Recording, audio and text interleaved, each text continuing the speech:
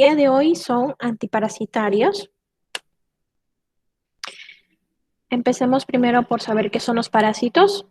Son agentes infecciosos que viven en lo que es la parte interna y externa de otro organismo, en este caso sería el huésped, alimentándose a partir del mismo. En cuanto a su clasificación, tenemos protozoarios, helmintos y también artrópodos. Vamos a ver lo que son protozoarios y helmintos. En el caso de los protozoarios, vamos a ver los fármacos antipalúdicos como la cloroquina, primaquina, quinina, mefloquina, proguanil y artemisina. Fármacos antiamebianos como el metronidazol y el tinidazol. Fármacos antileishmaniásicos o para la leishmaniasis. Antiamoniato de meglumina, antitricomoniásicos y para el Giardia lamblia, el metronidazol, tinidazol, nitaxosamida y albendazol. Y para el toxoplasma, que es la pirimetamina. En el caso de los helmintos, tenemos fármacos que actúan contra los nematodos, que son los gusanos redondos. Vamos a ver al albendazol, mebendazol, ivermectina, pamato de pirantel, piperacina, fármacos que actúan sobre tremátodos, es la fasciola hepática, ahí encontramos al praziquantel, y fármacos que actúan sobre céstodos, que serían las tenias, ahí tenemos a la niclosamida. El primer grupo serían los antiprotozoarios, tenemos a los antipalúdicos. En el caso del paludismo o malaria, se transmite al ser humano por intermedio de la picadura de mosquitos hembras del género Anopheles, infectados por los parásitos del género Plasmodium. Tenemos 4 tipos de Plasmodium, los que están en negrita son los más frecuentes acá en el Perú. Tenemos el Plasmodium vivax, que es el más frecuente, Falciparum, Malariae y Knowlesi, que es el que está en Asia. En cuanto a la clasificación de los fármacos antipaluditos, tenemos a esquizonticidas císticos, esquizonticidas sanguíneos y a gametocidas. En cuanto a los esquizonticidas císticos, encontramos a la cloroguanida y a la primaquina que eliminan lo que son las formas hepáticas. Esquizonticidas sanguíneos tenemos los que actúan sobre los parásitos eritrocíticos. Ahí tenemos a la cloroquina, quinina, y sus derivados, que serían la quinidina y la mefloquina, y la artemisinina, que sus derivados sería el artemeter y el artesunato. Tenemos también a los gametocidas, que son los que destruyen las etapas sexuales, impidiendo la transmisión a otros mosquitos. Aquí encontramos a la cloroquina y la quinina. Empezamos con la cloroquina. La cloroquina es un fármaco antipalúdico del grupo de las 4 aminoquinolinas, muy activa frente a formas eritrocíticas de Plasmodium vivax, Plasmodium falciparum y Plasmodium malariae. En cuanto a su mecanismo de acción, es capaz de unirse a la hemina o a la beta-hemina, que son intermediarios del metabolismo de la hemoglobina, formando un complejo insoluble impidiendo la formación de la hemozoína. La hemozoína es la forma cristalina insoluble de hemo libre liberado por el plasmodium. Al evitar la formación de la hemozoína, el hierro presente en el medio forma lo que son radicales libres por la reacción de Fenton, que está aquí, la parte inferior, lo cual lesiona, lo que son las membranas del parásito al promover la peroxidación de los fosfolípidos. En cuanto a su composición química, tenemos de la cloroquina. El cloro es el que inhibe lo que es la formación de la beta-hematina. En cuanto a su farmacocinética, tiene buena absorción y casi completa por vía oral y vía intramuscular o subcutánea. Tiene buena distribución en tejidos, incluida placenta y leche materna. Se une a proteínas plasmáticas en un 60% y su metabolismo es hepático. Su excreción es renal. En cuanto a sus interacciones farmacológicas, la administración concomitante de mefloquina y cloroquina puede aumentar el riesgo de convulsiones. La absorción gastrointestinal de la cloroquina es afectada por la administración de trisilicato de magnesio. La biodisponibilidad del praziquantel administrado por vía oral puede quedar reducida con la administración concomitante de cloroquina. Ahora tenemos a la primaquina, que es un fármaco antipalúdico del grupo de las 8 aminoquinolinas. Es el fármaco de elección para eliminar las formas hepáticas del Plasmodium vivax y se utiliza sola o en forma combinada junto con cloroquina. En cuanto a su mecanismo de acción, en sí no se conoce su mecanismo de manera exacta, pero lo que se sabe es que los productos del metabolismo hepático del fármaco son capaces de producir un daño oxidativo importante en el parásito. La primaquina se metaboliza en el hígado en tres metabolitos. Tenemos a la 5-hidroxiprimaquina, la 5-hidroxidimetilprimaquina y la 5,6-dihidroxi-8-aminoquinolina. Estos tres compuestos son capaces de generar peróxido de hidrógeno e iminoquinona y mediante una reacción de oxidación, lo cual sería tóxico para el parásito. En cuanto a su absorción, tiene buena absorción y casi completa vía oral. Tiene distribución, en cuanto a su distribución, se encuentra en hígado, pulmones, cerebro, corazón y músculo esquelético. Su metabolismo es hepático y su excreción es renal. En cuanto a sus interacciones farmacológicas, la primaquina no debe administrarse al mismo tiempo con cualquier otro fármaco susceptible de provocar hemólisis o depresión de médula ósea. Tenemos a la quinina, que es un alcaloide natural extraído de la corteza del árbol de la quina. Es un estereoisómero de la quinidina, derivado de la quinolina. Esta se concentra en los eritrocitos parasitados y es esquizonticida. La quinina mucho tiempo fue el principal compuesto empleado para el tratamiento del paludismo, hasta que fue sustituido por otros medicamentos sintéticos más eficaces, como son la cloroquina, la primaquina y la quinacrina. Pero aún se puede utilizar para el tratamiento de paludismo resistente. En cuanto a su mecanismo de acción, es el mismo que la cloroquina, se une a la betaimina o a la hemina, que son intermediarios del metabolismo de la hemoglobina, formando lo que es un complejo insoluble, impidiendo la formación de la hemozoína, por lo que el hierro presente en el medio forma lo que son radicales libres por la reacción de Fenton, que lesionan lo que son las membranas del parásito al promover la peroxidación de fosfolípidos. En cuanto a su farmacocinética, la absorción es buena por vía oral, su distribución aproximadamente el 70% se une a proteínas plasmáticas, hay cierta distribución en líquido cefalorraquídeo y atraviesa la placenta. Su metabolismo es hepático y su excreción es renal. En cuanto a sus interacciones farmacológicas, los niveles séricos de digoxina o digitoxina pueden ser elevados cuando la quinina se administra de forma concomitante. La quinina puede aumentar los efectos hipoprotромbinémicos de la warfarina. La quinina puede aumentar los efectos de los bloqueadores neuromusculares, lo que podría causar una insuficiencia respiratoria aguda. Tenemos la mefloquina, que es un fármaco 4-quinolinometanol sintético, que es derivado de la quinina. Es esquizonticida, no tiene acción gametocida ni hepática y se utiliza en casos de resistencia de cloroquina o de proguanil. En cuanto a su mecanismo de acción, nuevamente es el mismo que la cloroquina y la quinina, se une a la hemina o a la beta-hemina, impidiendo la formación de hemozoína. El hierro presente en el medio forma lo que son radicales libres por la reacción de Fenton y lesiona lo que son las membranas del parásito, al promover la peroxidación de fosfolípidos. Tiene buena absorción por vía oral, se distribuye en un 98% a proteínas, se une a proteínas plasmáticas, su metabolismo es hepático, su excreción principalmente es por heces. En cuanto a sus interacciones, tenemos que hay un incremento en el riesgo de arritmias con amiodarona. Con drogas antiepilépticas, sus efectos anticonvulsivantes son antagonizadas por la mefloquina. Con drogas antipsicóticas, tenemos que incrementar el riesgo de arritmia. Con cloroquina y quinina hay un riesgo incrementado de convulsiones.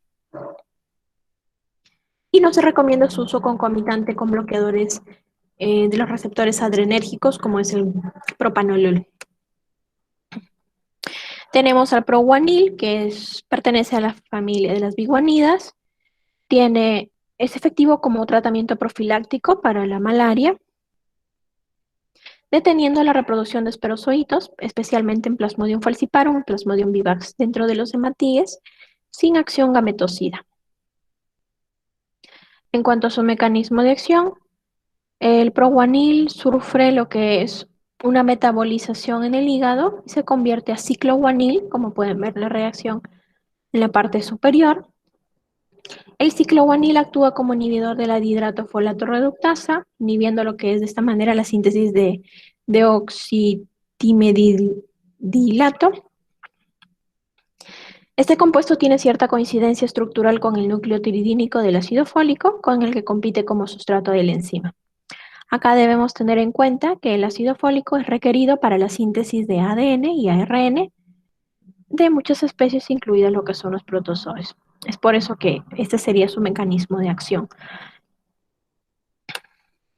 En cuanto a su farmacocinética, su absorción es lenta por vía oral, según a proteínas plasmáticas, su metabolismo es hepático y su excreción es por la orina en un 40-60%.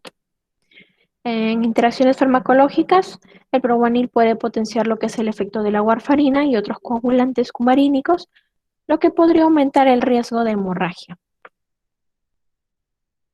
En cuanto a la artemisina y derivados, tenemos que es una lactona compleja obtenida a partir de extractos de ajenjo silvestre. En su estructura, estos fármacos es un sesquiterpeno tetracíclico. Todos ellos tienen un grupo peróxido que forma parte de un anillo necesario para su acción parasitaria. Se usa en resistencia a cloroquina y quinina, tiene alta selectividad por las fases eritrocíticas y se administra conjuntamente con la mefloquina. En la imagen podemos ver la artemisina, al artemeter y al artesunato, que es, digamos, el más usado últimamente. En cuanto a su mecanismo de acción, depende de la ruptura del puente de endoperóxido, reacción catalizada por el átomo de hierro del grupo M de la hemoglobina libre, lo que provoca la aparición de radicales libres que alteran diversos componentes del parásito, especialmente las proteínas de membrana.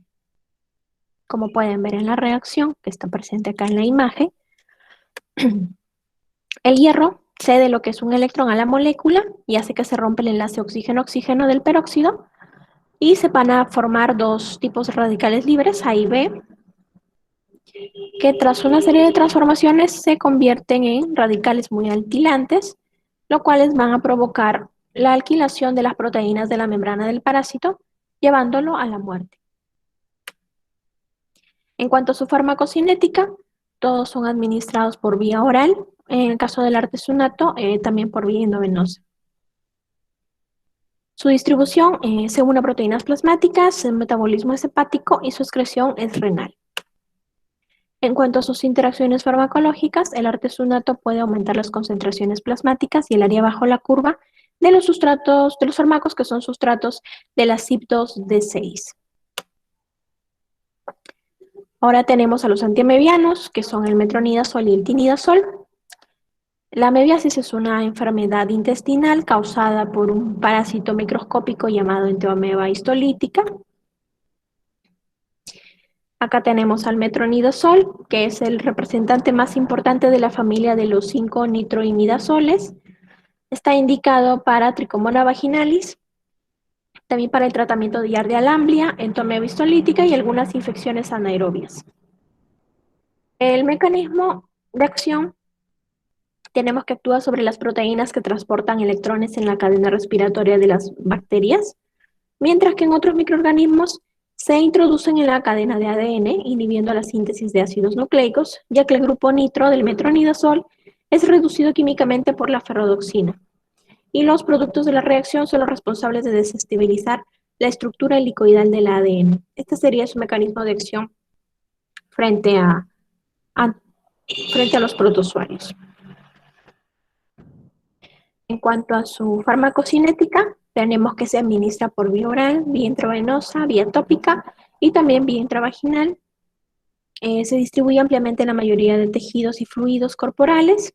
También cruza lo que es barrera hematoencefálica, así como también la barrera placentaria. Su metabolismo es hepático y su excreción es de un 60 a un 80% en orina y en heces de un 6 a un 15%.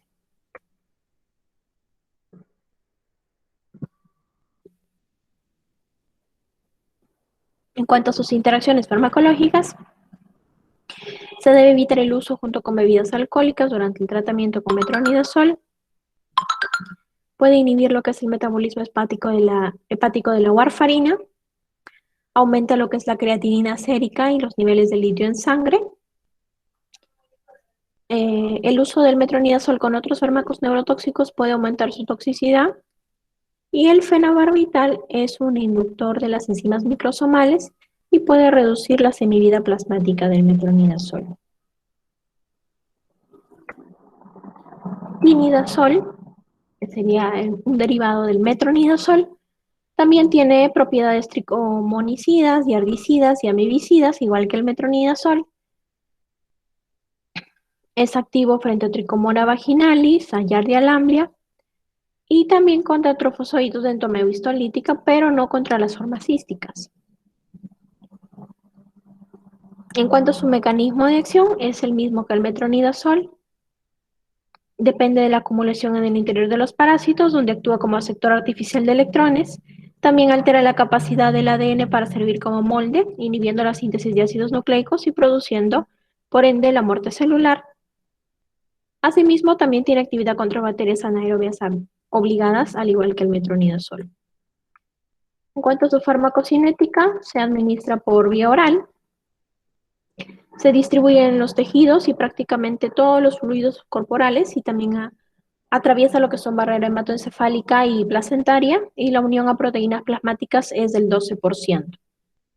Su metabolismo es hepático y la excreción es por orina, heces y también por leche materna. En cuanto a sus interacciones farmacológicas, no se han encontrado estudios específicos de interacciones del tinidazol con otros fármacos que tengan relevancia clínica. Ahora tenemos el antimoniato de meglumina, que es un fármaco utilizado para la leishmaniasis, que es una enfermedad diseminada producida por la picadura de un mosquito infectado por protozoos del género Leishmania. Existen dos tipos de formas, las más comunes son la cutánea y la visceral. En el caso de la Leishmania cutánea, causa lo que son llagas en la piel, y el tipo visceral afecta lo que son órganos internos como el vaso, hígado y médula ósea. En cuanto a su mecanismo de acción, inhibe tanto la glucólisis como la oxidación de los ácidos grasos e induce lo que es la disminución de la biosíntesis energética de la mastigote, que es una de las fases en el ciclo vital de la leishmania. Se administra por vía intramuscular y vía intravenosa. Se distribuye uniformemente en el líquido extracelular y es excretado rápidamente en forma de antimoniato pentavalente, disminuyendo las concentraciones plasmáticas. Sin embargo, también produce en el organismo una ligera acumulación de antimonio que se refleja en un aumento en la concentración sanguínea unas 24 horas después de la inyección. En cuanto a su metabolismo es hepático y su excreción es la orina. En cuanto a sus interacciones farmacológicas, tenemos que se debe utilizar con precaución con los pacientes que estén llevando tratamiento con medicamentos por prolongar el intervalo QT, como son los antiarrítmicos, algunos antidepresivos, macrólidos, antipsicóticos, y antiparasitarios. Se recomienda evitar la administración concomitante de medicamentos con efectos cardiotóxicos.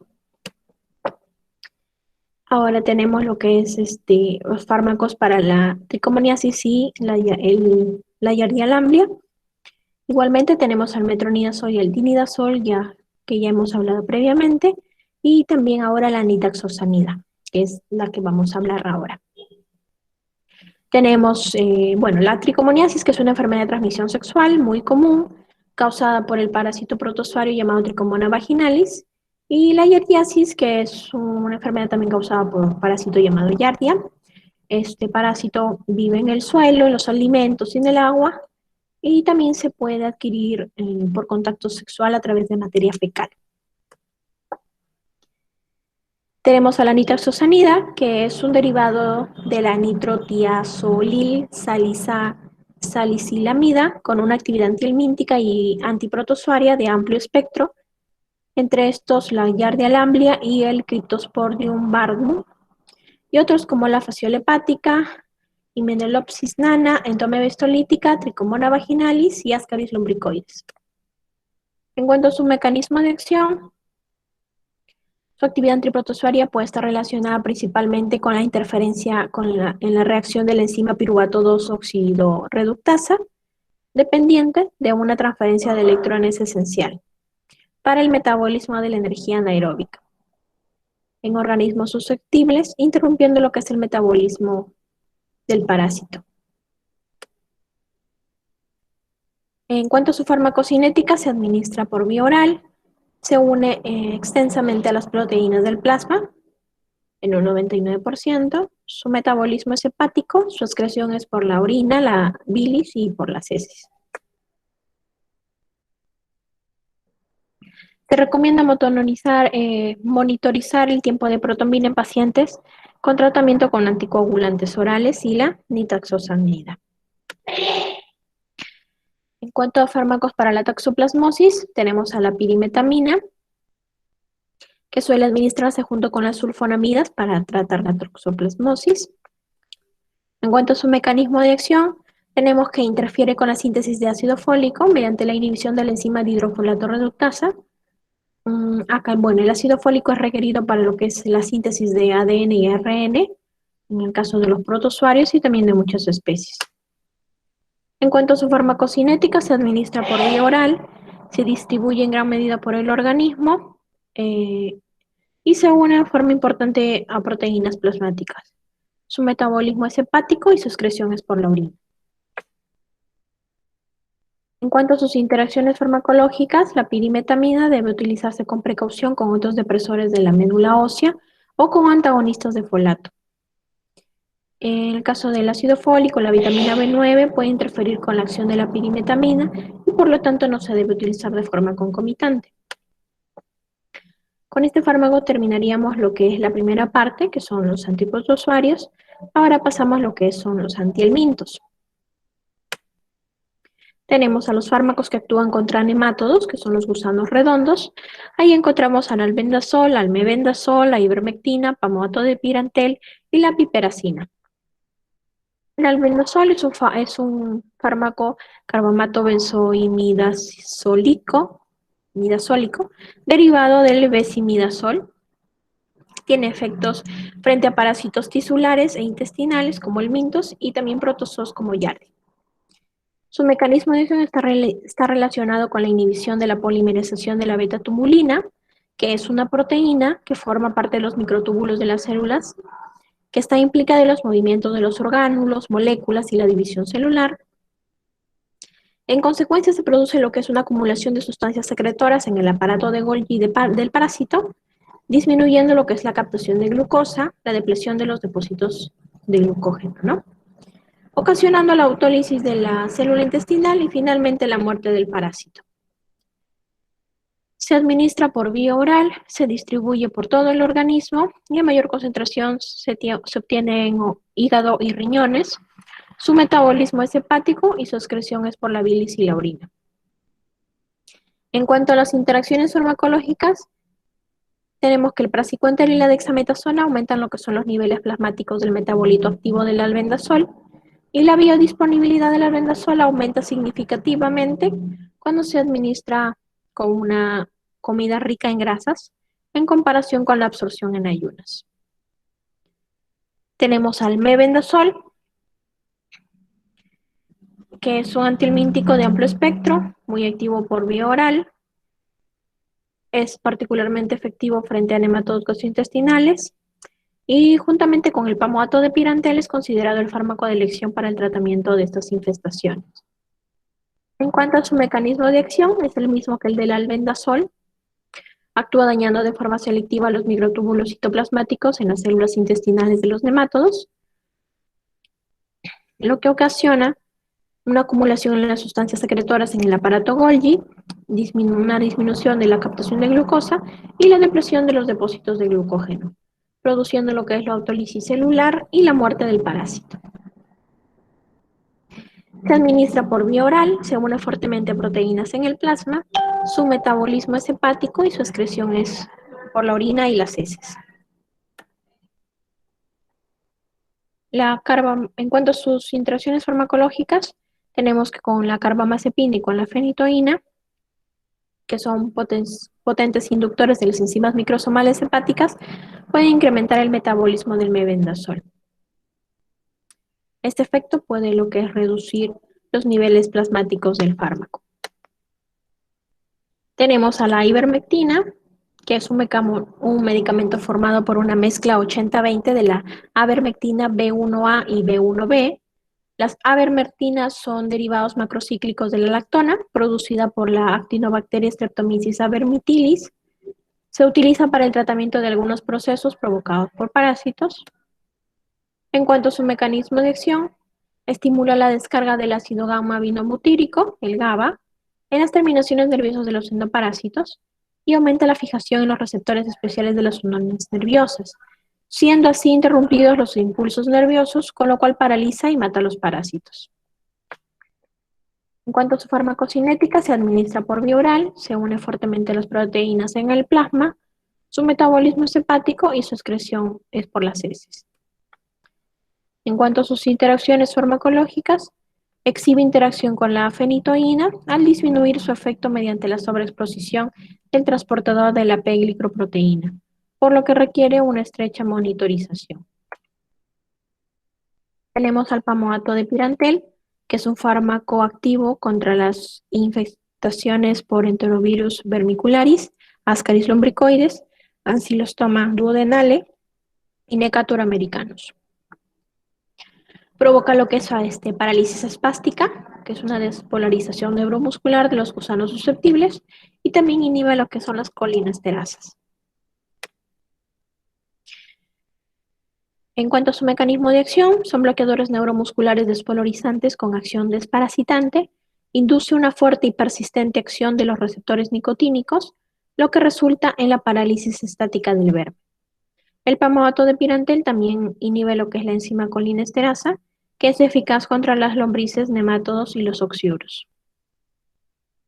En cuanto a su farmacocinética, se administra por vía oral, aunque su absorción es muy escasa, se une fuertemente a las proteínas del plasma, su metabolismo es hepático y su excreción es por la orina. En cuanto a sus interacciones farmacológicas, él tiene un efecto antagónico si es que se administra junto con la piperacina. Tenemos a la piperacina, que también es antihelmíntico,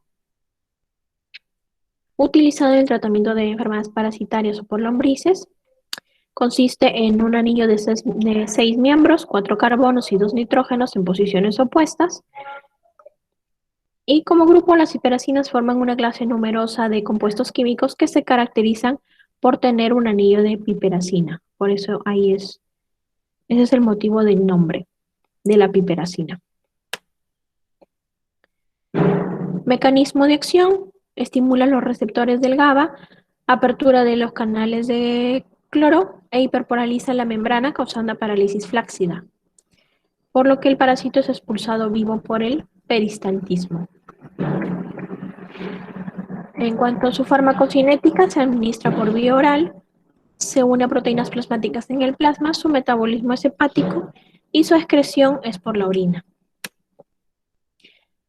Sus interacciones farmacológicas: tiene acción antagónica si es que se administra con pamoato de pirantel y posible potenciación de efectos extrapiramidales de clorpromacina con presencia de convulsiones. Ahora, el fármaco que actúa sobre tremátodos, o en este caso fasciola hepática, sería el praziquantel. Se usa para tratar la esquistosomiasis, que es la infestación por el mintochistosoma, que se aloja en el sistema circulatorio, y las infestaciones de duela hepática, que se alojan en el hígado cerca de este. En cuanto a su mecanismo de acción, penetra en el parásito y actúa rápidamente, provocando parálisis espástica del parásito debido a un pasaje de calcio al interior del verme. Inhibe además lo que son la captación de glucosa del parásito para forzarlo a consumir sus propias reservas del glucógeno. Se administra por vía oral, se distribuye en todo el organismo y en líquido cefalorraquídeo. Su metabolismo es hepático y su excreción es por la orina. En cuanto a sus interacciones farmacológicas, la utilización concomitante de inductores de citocromo P450, como por ejemplo los antiepiléticos, la dexametasona y rifampicina, pueden disminuir sus efectos plasmáticos de praziquantel. Fármacos inhibidores de la citocromo P450, como la cimetidina, ketoconazol, itraconazol, eritromicina, pueden aumentar los niveles plasmáticos del praziquantel. La cloroquina disminuye sus niveles plasmáticos y también puede aumentar los efectos adversos del albendazol. En cuanto a fármacos que actúan sobre céstodos, que en este caso serían las tenias, tenemos la niclosamida, que es un medicamento para el tratamiento de infestaciones por céstodos en humanos y no suele ser efectiva para el tratamiento de otros helmintos, incluyendo lo que son oxiuros y nematodos. En cuanto a su mecanismo de acción, actúa localmente por contacto directo con el escoles de la tenia, inhibiendo la fosforilación oxidativa de las mitocondrias del parásito. De esta forma destruye el escoles y los anillos, eliminándose la tenia entera o a trozos a través de las heces. Se administra por vía oral, se une a proteínas plasmáticas, su metabolismo es hepático y su excreción es por orina y heces.